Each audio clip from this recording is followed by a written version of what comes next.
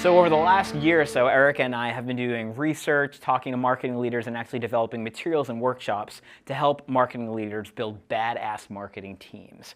And a few months ago, we had the opportunity to speak to 30 marketing leaders, and we asked them, what's the difference between a bad and a badass team? So these are actually notes from that meeting. And you can see here, Erica, under bad, we have, know why. They don't identify with the purpose and the vision. They're celebrating activity over results. Really important, like the marketing strategy is not in line with the actual overall company strategy.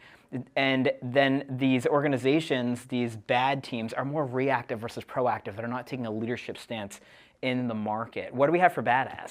So for badass teams, it's very different. They are moving and growing in the same direction. And the key thing here is that they're more aligned with the company strategy. They understand what the company strategy is, and they build a marketing strategy to go along with it. And that doesn't mean that everything is lockstep from the day 1 of the year to day 365 of the year, because we know as marketers, things change. Always. Marketing is always changing. There's new channels, there's new people coming in, there's new demands on marketing. And so a key thing is also that there's that balance between aligning with strategy to being agile and learning new skills and making sure that there are methods for continuous learning and curiosity, both towards learning new capabilities and also being curious about the market and customers and just the ecosystem that marketers work in. Right, and what's interesting is if you focus on what makes badass, right? There's nothing here that's like, oh, you have to be the best social media marketing team in the world, right? If we actually take our focus away and focus out, we zoom out and we transcend the actual tactical things that we want to do and focus on the strategy, we end up saying like, oh, we need people that are all about continuous learning, people that are curious, right? We need an environment that celebrates individual superpowers. And we definitely want to make sure that we are deliberate about who we allow into our trust tree in the nest, because we want to protect that, right? So hire slow, fire fast, absolutely. And I'm sure you'd agree, Erica, like this isn't rocket science, right? And it seems simple, but it's not. It's because it's those things that we want to focus on and the discipline around that is so hard. And when we're thinking about like tapping into this continuous learning and curiosity, we're thinking about this X factor, right? And we call this X factor here at PI, we call that discretionary effort, right? There's a difference between what you have to do, what your job description demands, and then what you want to do.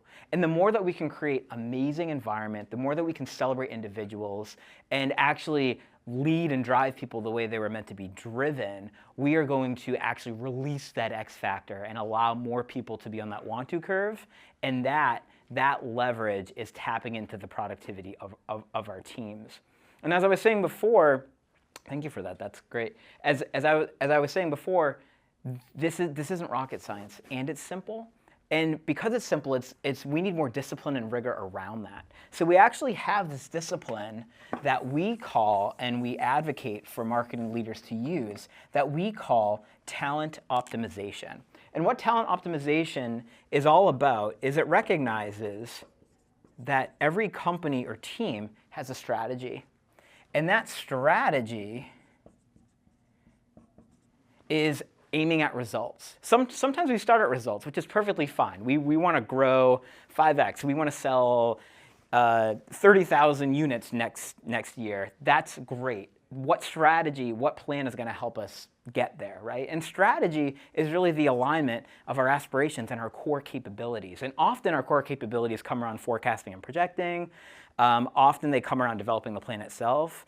They don't usually include the talent component, right? And talent is so necessary and the team is so critical to executing these things. Talent optimization helps us get there. And that's all about understanding that in this strategy, if we have a hypergrowth strategy, or we're all about gaining process and precision, we're all about being innovative and agile, whatever that strategy dictates, there are clues that help us actually understand the design that is needed inside our team or organization. And that design is going to be all about what leadership abilities are needed amongst my team. What are those minimum required behavioral expectations that it doesn't matter what role you're in, you need to have to be a badass person on our team. If we actually do that right and we use those clues, we've manufactured great culture and environment to do that, we can then go ahead and actually hire the right people for that strategy. That is to say, especially in marketing, if we're going to hire a marketing operations person, that marketing ops person is likely not going to be the same at every company. They may have to bend and flex a little bit differently for my strategy and my org. And now I know that because of my design. And now, if I know what is needed for my team and culture to thrive, I can inspire people effectively. And I can probably use tools to better understand others, to better understand interactions, to put a higher emphasis on unblocking people and allowing them to be their natural selves, celebrating their individual superpowers. That's going to create amazing environment. And now that I have a plan, I can revisit it once in a while and go back to that, right? And actually understand what may be changing in my market. Therefore, my design has to change and everything else. So this is the discipline of talent optimization. And like most things, it's so aspirational, it's so dreamy, right?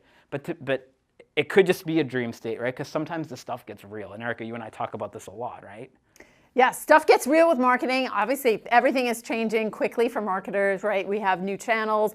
The fundamental goal of marketing is still the same as it's ever been. It's to understand the customer and the ecosystem and the market, and the methods of getting people to pay attention and making sure that we understand what customers want, and being a part of their lives in a meaningful way. That's all key, but obviously marketing departments have changed quite a bit, and so it's easy for a marketing organization to feel like it is like a vending machine, practicing vending machine marketing, where a CEO comes in and says, "Oh, let me press this button, I want this campaign," or let me press this and I want this market research study, and so that's where it gets challenging. But by coming back and revisiting the connection between strategy and results, and making sure that our marketing organizations are designed in a way to